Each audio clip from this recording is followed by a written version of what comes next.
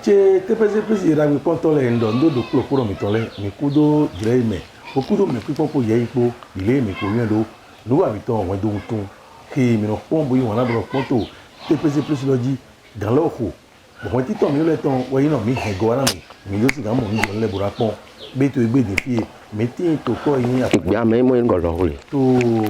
afajita mi ga ti ti won ti ba si ko ti to me mi ti bo avose tonu wa oti yule tinto vodun e tinto wondo meji nikawa nu mese wondo lo mele iran dora mi bo nu dokulo ko to azo dokulo no wa iran to kiya bo mi re na mo don ko ra mi lo won ti to mi ule ton we ni le ni si ga mo nu jo nu ti to nu glole ran to si ga yi o so aska gbona mi ni wondo lo me bo fun mo do fele ago boli mi kudo owezo mi lo fi mo kudo owezo ok mo ro won to de me mi bio ganji won to lo me nu emi le kan ba si nu wa mi ton to TPC plus we no nu jo amole c'est ça eti to won to mele mi no dina dokia yo me ba si o yera gbe konto mi ton le anyway mi o mi do wa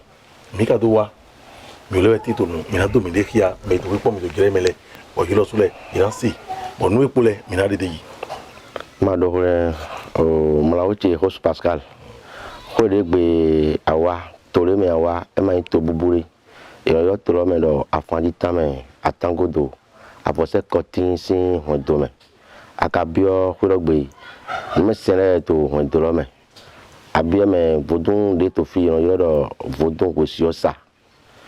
akamo ko si osa lo eso do vile le do alamo abiku to fun alamo vodun dudoa alamo dan alamo vodun sapata alamo gu alamo ahole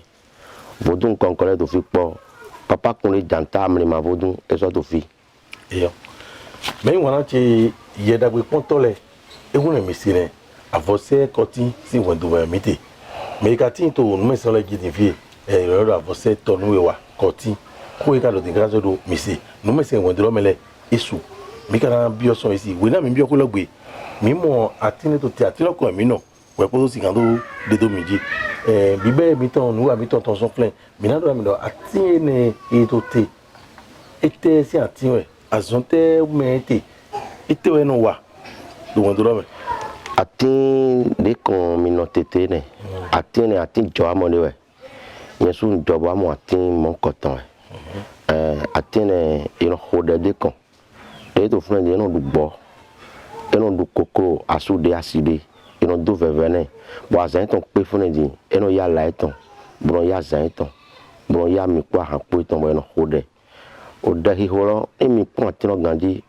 mi na mo o satin we o satin we vodun de dinte lo eno yoro vodun no wesi o sa wesi lo o satin ton we satin ton we azonte me ete na vodun lo to fle azonde me ete na vodun lo we po na bio vodun lo ji we na mo we mo la kure gbe ne do we po na yi vodun de no yo wesi lo ji ena mo sa ton we o saloni bo eno yi kokoro bo ya mi bo ya han o ena kure gbe na we po to bio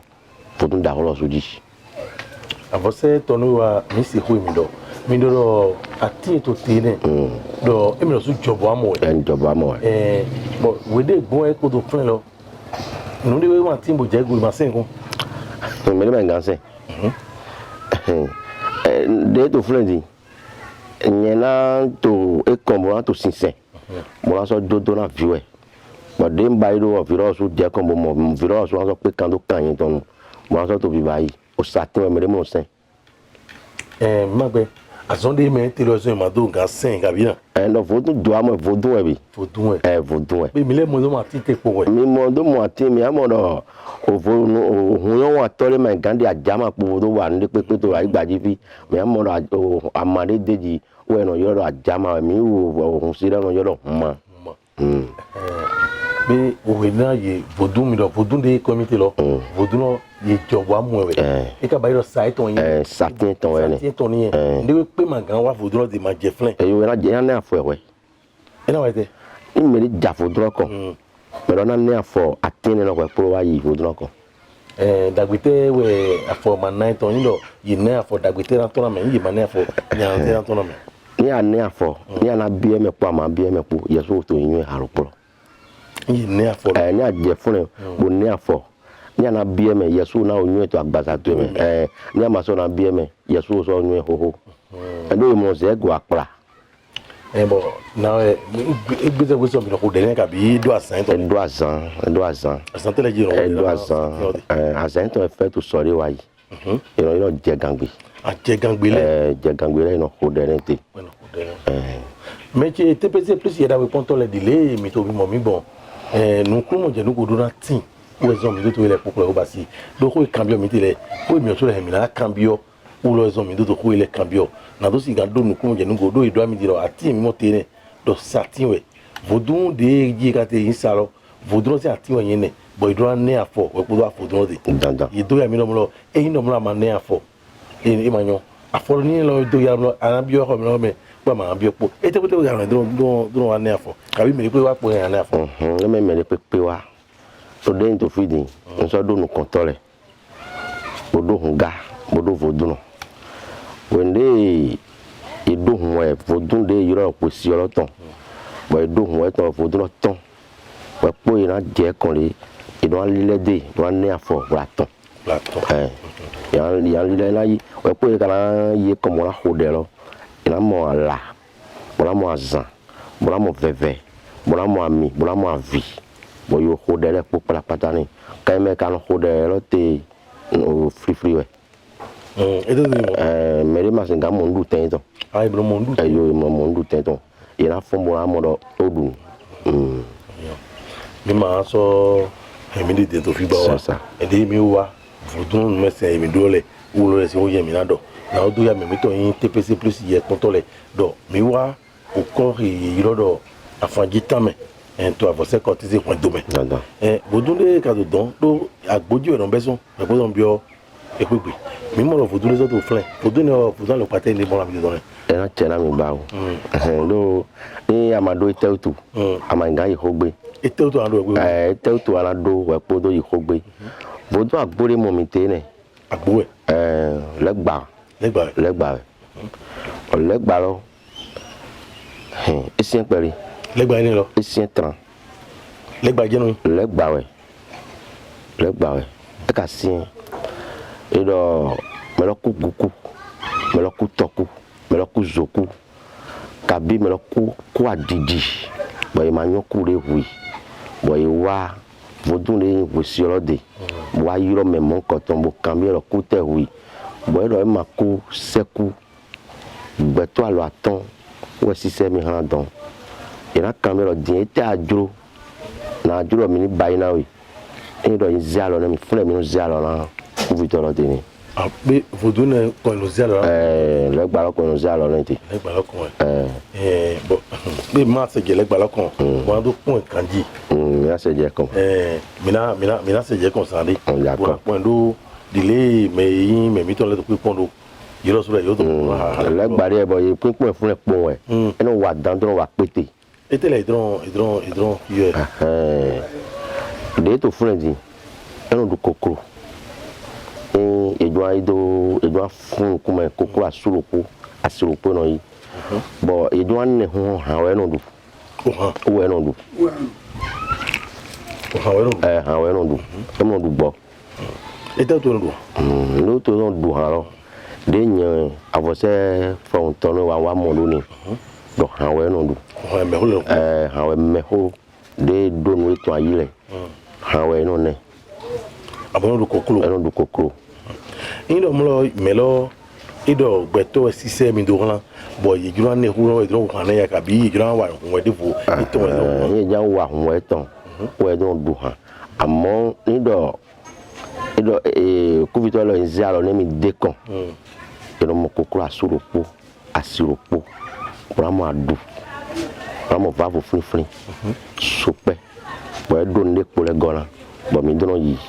bo don le gba lo ko kokoro asu mi do won kokoro asu mete fe ka bi asu veve tete ouais là mon ouais non vraiment si le podo vraiment sur le pro va vous frin vraiment va vraiment adu bukan wa ite na iro e do de mi no ba iro mo do ho le po kan lo gbagba ni yo avance tono wa na cha mi ba igba o do nu ko mo je nu gode mi na de fi mi do legba ile legba sisi ndi we bi azon imeti azon da o ga ite o kontro me azon da ho wa ite e mo dupa gbede etele ke ve do bodun le ti mo no ve yo onu ve mais le mo je fire vo mo je fire me lo to fire vo bo ma yin bo wa fe no ni me lo ma fidi joro me na wa bidi joro me de no wa le ile so ko yan vo dun de kan ija bo yan do me to fire vo e mo wa kan lo ni do anyu en gbonugbo wa yin do fire vo jante mo je fire apo go arwo e ma so do e ma do me ma ovi hogure mo lo ka so te vo dun so te bo ni aba fipo bo ka so wa de ya so na ovi eyo o mi do ndo mi ba o ise ile mi na no ko mo je nu gbon de vie mo do me mi ton de pipo mi di vile no do vivi na ita e woni e do mi je file iro giro me bi ndo nu ko mo je nu go nu de kon mi wa ton e me do mi do tukla do mi do vla bo be do o su de ka so jijo o ko cambio mo de mi mo fudu na to mi yo tata so de me je ti la so me do cambio azome ga do mi di lo legba we bo ino mo lo melo ye bindi ne bo divi beto ngan wa tata sa ma ndo mo lo beto de to bele nga wa mo mi ga so ason do legba la bon mais to bele bo do mi na zo azon mi na cambio da azon lo pate do mo hu me ya ma di lo ni adi nugbo amo to go me nya o do ndi do fren bo no do ne bo do no ne bo khiando azan chene enyi dollar na ni do ne to fren ni to fren ni azan chene we ni eno ajo o beto mo lo e to tukla 2000 emi no ko mi bia mo ko do mind ko ma ja o fi esa jen be ka wa fose to no wa te bro mo lo ko de dira mi eudi fi se mi nga be aso wa so na me mo baba da holo je be mi ma mi a je baba da holo je wo no do holo po pata fi no be aso lo baba da holo no na ni mi na yede ma so na yede baba da holo no do bo tun de no yo wo si olo we no do be me yin wana che TPC plus yeda we pontole ndo do mi dile mi do mi na se po bodun we si lo bo azon yeton o avose to no wa ena so do na mi ma do merci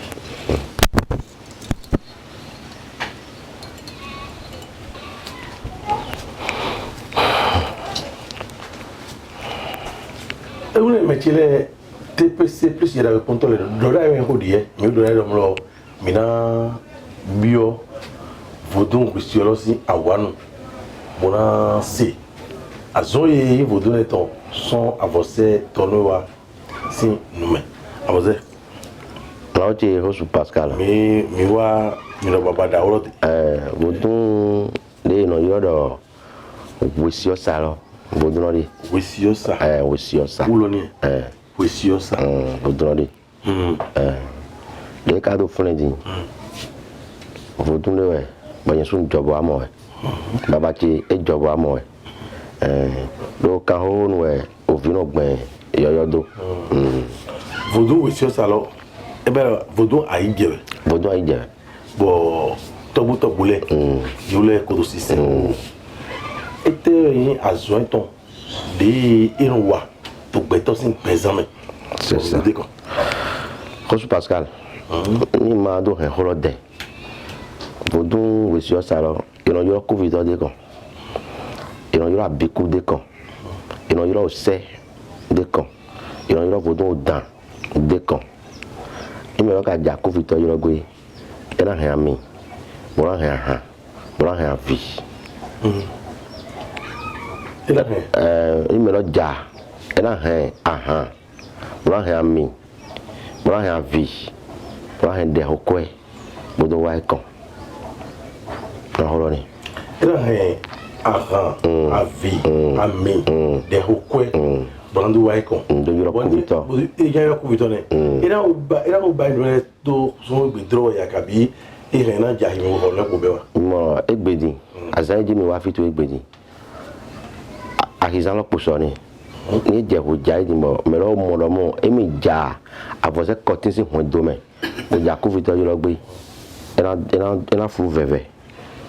ona ya mi aha avi ko de me lo dodo ayuro kuvito lo ko lo ji we na do hodo mo na lita mo na se to veve lo me we na do ko to me pepo we na mo tendo wa to so afun mo do yuro kuvito lo o ni lo yuro kuvito lo asegbe to teke mo ino me ton de yuro lo so ken mo do gbidi do to akiji je me bon emi na cambio di fi bora mo ko je go dile me do ko mi le yo so na ju na cambio do me ton de oku bo yodi na no me de oku bo yodi ne ga ga bo so do ho ne na do ho dai e na go do go ena chera mi Hosu Pascal to amo ma gbere mi to bonu ni ka so duro agasa po hepo topo mage e ma gbere do mi job wa mo de ma do gbere to mi to le sin we ndai e men kan so agbere to mi o vi le sin we nu hun to me lo ena ya gaja we to to gboro le sin nko me o me de ku ma mi le to feed ma ka mi le ma to feed e ta iri me to adogo to don o e lo me lo ju ai mi le to feed ado e su mi ma to me le to don ma to me don mo okuko lo ti ni me ku e ko to zandi din me ku mi na yure bo na si o bon mi le ka to no mo ko to mbai mi no moye ku vitoro ku no ku le ya mi lo ku mi ayo mi no mo ku wa bi o gbe to kere mi so lo si bon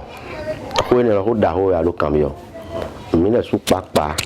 de no yuro ku vitoro mi no mo bidi mi no mo mi si ni mi le su no mo do ni do asan to poso ni we jaye je egbe we jaye mi le su mi no ya o iye mi no ya o iye bro gobi o egbe do me to file no wa pe mi da for se kotin we me to dangbo di wa pe mi da for se kotin we me to lo me di wa pe mi da for se kotin we me to ajiradi me to mi se di wa pe mi ku vi to le ye ko no ani do to le ko no wa bodun le yin ko si o sa lo e ko no wa idp bon de confrère bon ni gan ho ino to do polopo si ani don yoro do iro mero ku ani don lo gbe poto ti tegbe o yoro wa ya gbasa lo wa yi ani don poto tegbe gbasa lo wejo ani don lo do ani don lo gbe poto tegbe gbogbo to asan wa pepo kaka gbedo ani don we poto tandan egbe po lo ma ani don ma gbe po mi do ndo mi na ho ni taun do mi do ko mi no lo mi o me de ya force bro yoro lo su mi no mo do ali do la ko fi tandan bo ne mi na mi no mo ko we po an do mo ro ohun ho we ni do me lo ya force nu gbonugbo boto vodun tohyoji nu enele edoramo no to e kan do mo ro do amero avozero yi hunpa me bo no na peropo khoyawi khoyaton nina nwe nu ko to mo uga nu ne le popola pata mjini nwe nu kun avozero to mo to hunpa me o hu ganu no nu ne le popola pata o we zo mo edo na mo dan o to e kana mo o to avozero to ya na mo ni do mo mi ka yuro ku vito le yiwa bo do ide hia bo do ko de iko ye hendo walo etele afo tele mi le ro ade podo be wa yiro ku vito don le no dia afo to ni ku vito wa e ma besoin lo me de wa lo sun ni te yiro yin ko eton wa ku vito sun yiro me wa lo sun sin ko lo par exemple mo la o tire to ai sin friend ni je fi ni lo yiro baba ti na mi ma te nu epon ma te so mu epon bo si ayin to fi dan ku vi to lo so na yiro yin ko eton wo ma yin e me wo na yiro yin ko ran yin ni ko za vi ro bo da bo gbedo en lo pon bon bien nous koro ben nami ko bi to so na na ngoro yo boite vodun we sio sa vodun we sio sa eno du ogbo su anukun ogbo su anukun o e vodun we sio sa rondu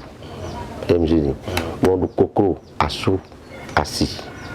bon du amipo ahanpo vevepo avipo vodun we sio eno de asi no de asi no asi to yin vodun no sa si we yin ma yo sa si we yin ma no wọ́n ní òbòdúrà sún ní ìdánlẹ̀. àwọn ìdánlẹ̀ mi náà jẹ́ kó ti tàbí. ó di àsìbì ó di àpọ̀sẹ́bọ̀ di òun yọ. òbòdún de pọ̀ mi kà lè fi ìwé sí yọrọ. òpìwẹ̀ yín náà dàtí sẹ́fọ́dún àfárùnpọ̀. òpìwẹ̀ yín náà dàtí sẹ́fọ́dún àfárùnpọ̀. òfìyẹ̀. bọ́tẹ̀ ẹ̀ ń bọ́ ẹ wá wá fi. ò dàtí lọ ẹ di òwe zẹ̀rọ kò wẹ́ títà. Eji do ajala javi emsini eji wezeloko ajala javi eji wezeloko do ajala javi wezume to wego de mi molo ni do awo baba to fiji kaka bo mi molo fito sposu he no se ada pere we edo so se ada so javi wezume bo do wa fi bo so do aji wo do fi bo so aji we si o do fi wesi aji we so do fi no we so do fi tele o do ojo sa eso do fi de tele eso do fi to mi se te don pero yo o fi lo do o ndie osa osa pon o gbaji gbaji je ju gbaji violon isa fosa fosa yo fosa fosa o fi eso ine to don mi do vodun we sio sa eno di asi la si ton we mi le mi ho me lo jere mi no ma do o bonji ya ton mai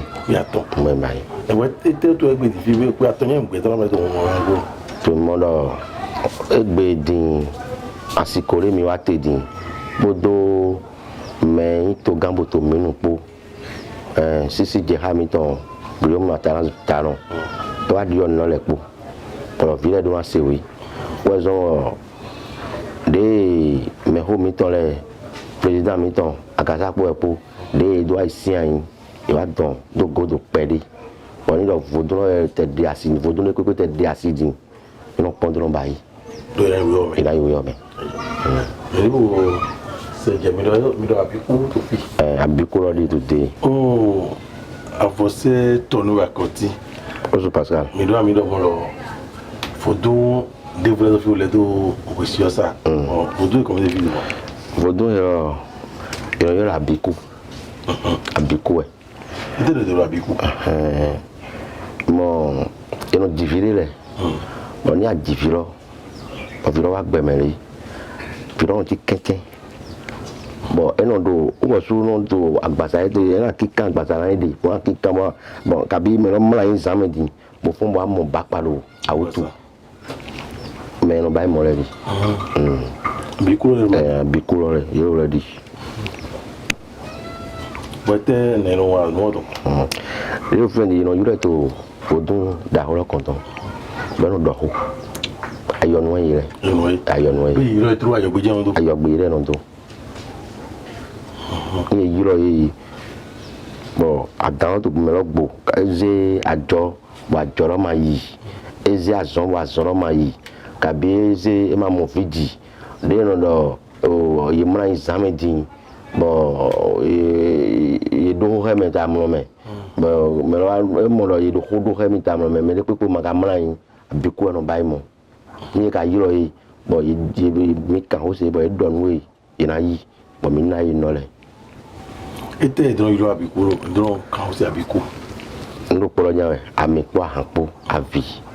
mo de oko epo eno ajo betono ti mo to togodo bo eno do imo dam lo ku dro bro so to godo mi abi yon to nko yon ko godo bo me ne ga togodo ne ga abiku ga nu bo ne bo no la ton to bidi era bidi ni me to togodo kabi yo voto me de kabi to tore pepe me bon ni mon content to pi passer pour bon mi non e do ni no me de mi na do ne do ni no to don bon mi de na draw abikulo to fit to zame to dia phone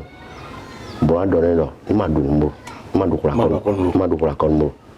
ni e ma du kura kon bo mi yuro abikulo to fi elation bon ni mi na cambier te zombo e ka to tukra le do me le ya no diente enondo bo mi no bai e sono fuera me lo sono yo al fondo pon e ma si mi do dai do abiku ne to frene me le ka do abiku edozu mo e lo podo su me to ko fu mo te edo lo ni do abiku ro bi ondu de na du fi no du te di mi si di no du ndo fi ma jeje ma fefe era ikokoro ya era ya hwane ya isonu ya fi we no du te di bon zoe to melo ino la auto zoe to konto ino la auto zoe ino la auto zoe ina du no fi no du te di do abiku alokwala kwa mi do ya abiku de anu mena mati abiku edo asubo do asi na asulo no chi asulo bon ni mi moele mi asu mi awo molo mehe wadi e wa ko ya ki pe mi ko mi awo ni mi awo mehe wadi wo ma ngbeto abikuri me gan detail poprepo ma do me gan do poprepo e mi zo do je o me jo po mi le yo su le ni kalo era to se po mi bo de ran ba igun e ma do me ko le ko me gan do ko le podo kan dire ho we amo de vive ole tanta ole ohun de ka ko do fle mo lo ohun we yo gbra ne gbra ri ohun de gbra ri e je on ba yi ohun to we abiku so mi amo lo gedere dego yamoro gedere to ego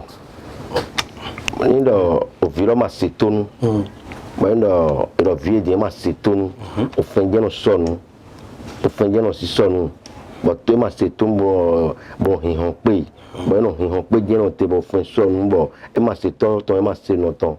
e pon wa fi bo ho bra o to mene to ile harwo ya se no ro ile ya ko to ne ino do gedere ba ya do gedere viro do gan hore ano abikuro na do hore ma do ko fi eno fi be do gede la fu bi pata ya do afo ne ma ko so di gbidi million mo jira won imro se do ago o gba mo do ago re so ma we do so bi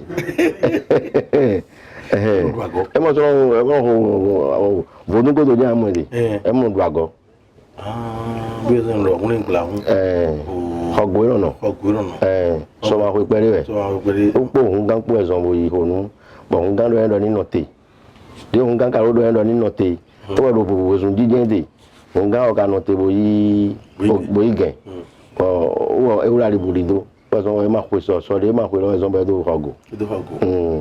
ni ya na fodu me bo ya nu kabi ya wura fo onwe o to azon de wono wa le ni abo fun fit abo me abo kuru abo me ni on lo ni ni on lo ni yo mi ba ka mais voilà que te plus il a eu potole vivre la mita on a il avancer tono akoti e na lokumo je nungu mi du bonu wa le sin dalido mi ka do fodun le wepo ya se je de pour le ko mi do fodun de no helo ni don mi wo se je ko c'est plus il y a dans le contrôle mieux de la mi do egbe di mi do mi za fanji tame abose koti si won do me abose koti si won do me abose tonu wa enu ho me fodun wisi o sa loton fodun de no e woni fodun aton ko mi ga wi ayo wisi olori fodun wisi olori wisi olori de ko me lo wo su pa pari do fi il faut augmenter les hommes pour au vieux donc babalodi bo babalo jiri to dolo babalo ji bo iro hewo ehiro mi amoro apa de tonji tiwe awa de tonji tiwe wa ime ton do dugu avrale te waiwa apa de tonji tiwe awa de tonji tiwe me ton do dugu avrale te waiwa be ko do uni ma italo pon bahami ponde tiwe ponde tiwe você ponde tiwe aí tá no bahami ponde tiwe everything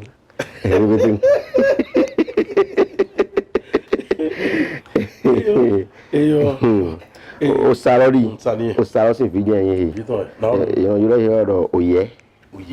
pakra no home drome ye pakla no home to drome ese do do ese gbe peri lo o susu ma gbero ma ku dro ni ade su horo akudro ade ho me na ho dro ja ndo horo ti gbon de pepe ba gba ni o hero si fi eno ho apara me ama nule eja so so mo asodiro wale ndo adandura gbo melo kairo ipasudo melo din bora zikeke bo iro mi do eno jowe no dintro din ka mo zikeke ma eno hodro melo ma ibro be melo situna era ni situna podun yi ye pakra no ho me dro me ndo melo situna ngbo ni amana ya pa we ma gbe era tu kra do bo yesu a to do ga bo agbo we na fi lo pe attention me bo dedo o yellow si fi we bona ono fosu le fosu bo te ile ndo ire din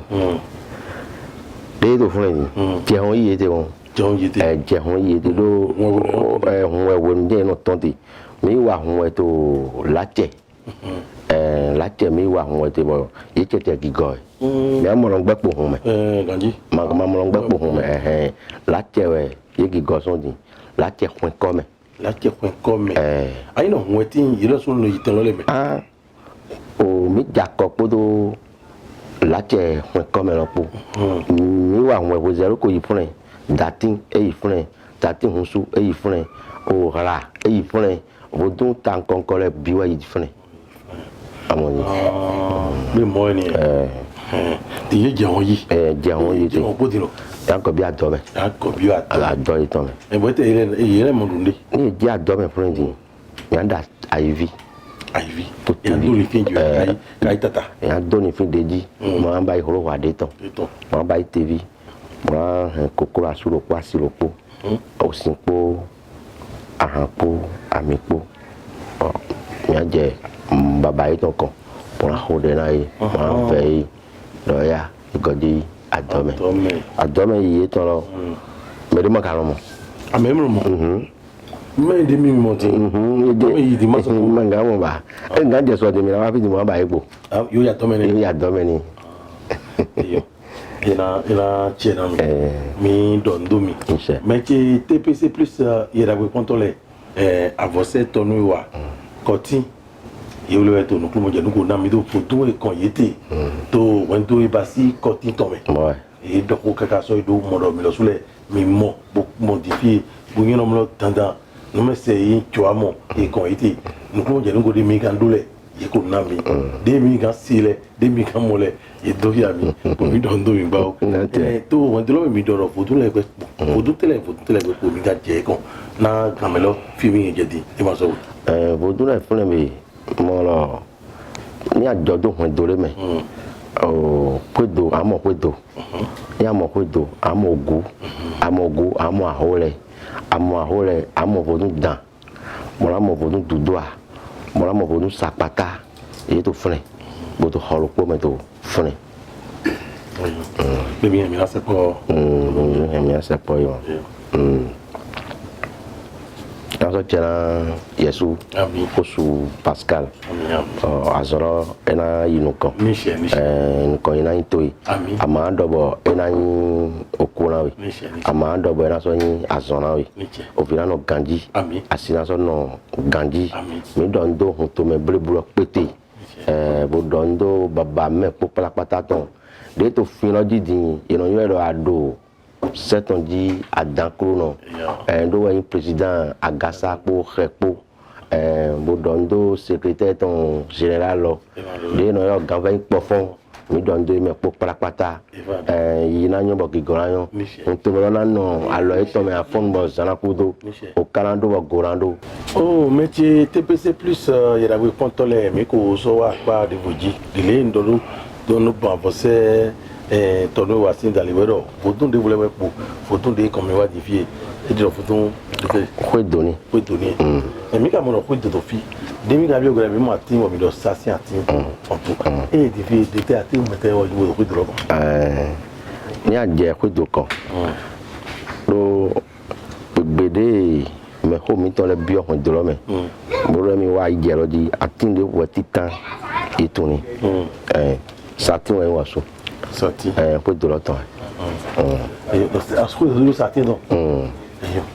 mi do bueno solo e to flan wa mo njo amo bon ete na wo ndo pola je no do ko do e de to flan ni mi ne nduru de ma de ha we no do bi o do ha wa idi edu ndonto legba de do no do ha we o ko do hanje no do hanje ko do no amo legba de agbori ton wo do ne o do waso fo wa amo ko do hanje no ko do na waso no gbongbo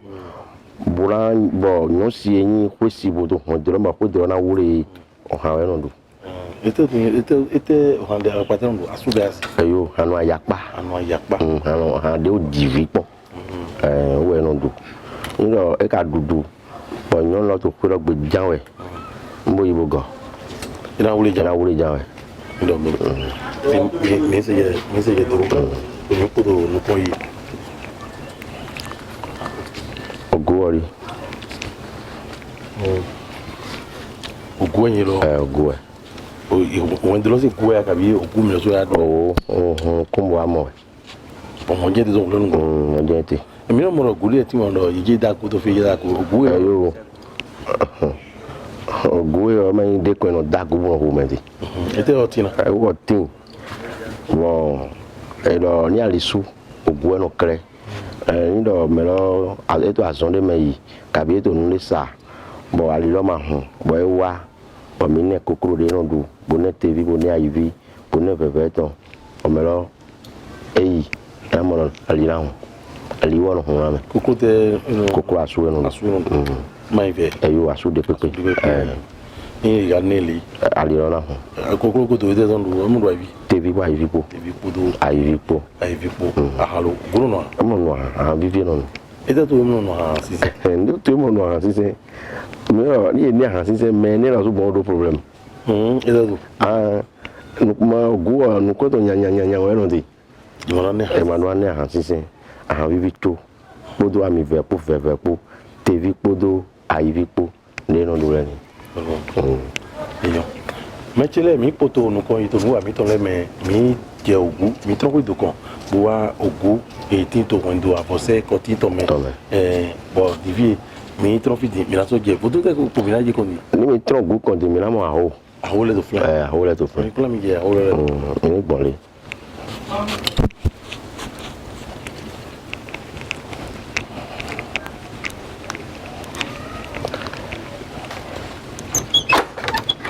aho le di fi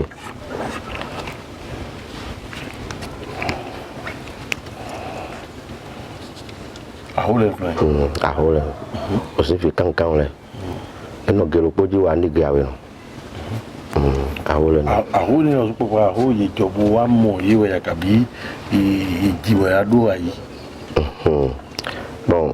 mo fi de te fi jobo wa mo amo yen so ji aho vi sunupo nonupo bo mi yiro yi bon ini dona babba mi tono ni ba ha lo tale mi anu pa o tale wo no kure da do tale mo re tata ide mi ka no ifile mo ra ho do pe mo do o le do pro ji mi lo o mo do pro do osueton o no wa lo eton amo to mo do mi le ton le ono di no mi to ile popo ko do ete to mi do mo do na o do ya yo me ba si me yin wona mo ponu mi wa mi to le do mi na de le wa gbe na mo a ho to peji edile ti wona mo a ho to do me edile po ezo na ndo do ko je ngo mi na do wa lo ndo popo ton ewe mi do ndo mi ba ete mi ka do ki wa ho lo aholo fún ẹ̀dùn nẹ́pọ̀ ẹ̀nàdù nẹ́pọ̀ ẹ̀nàdù vẹ̀vẹ̀ ẹ̀nàdù àmì ẹ̀nàdù lẹ́sì ẹ̀nàdù àtàsí ẹ̀nàdù tèvi ẹ̀nàdù àyíví ní pépèrè àná àhó náà yìí. ìgbà ìgbà ẹ̀nà tí a mi máa ń ṣèjẹ́ àṣàyàn tó fún ẹ̀ ojú ń bí ẹ̀ tó fún ẹ̀. bọ́ọ̀lì.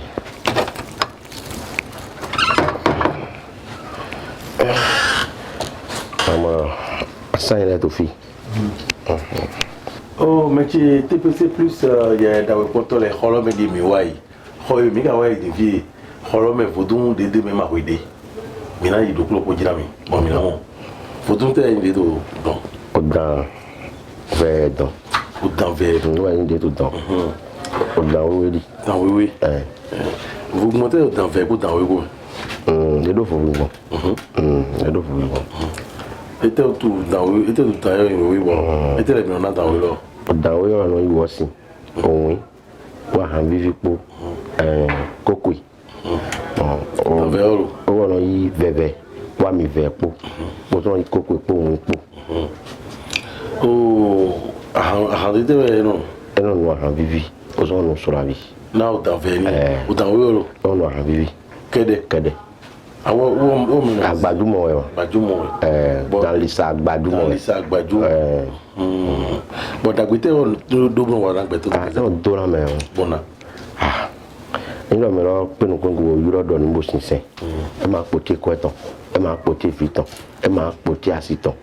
e ma poti akwera lo si je wo so ma yan fi akweton bo mi e do sinsa yo dan lo se ni be danse yo jo me ya kabi yi pon irono yo yin so do dan ira no jo me na mlo ka ka bonwe do dan jo mi borando yin si ayin o so ba ka na tira na fili abiene mo o egbe si ayire hun egbe meji o we ma lo e to me pokoro to me hore ho na ni yeji vitro ino kan fojetira afọjẹtìrọ mẹwàá yìí rẹ nọ tọntì. wẹ́rẹ́ mọ̀rọ̀ fi èdè fi ọ̀dàn ẹjọ́ ẹ̀ owó dùdú ẹjọ́ ẹ̀ owó jẹhọ́rú owó ẹjọ́ ẹ̀ owó fòdún kẹfìoso owó ẹjọ́ ẹ̀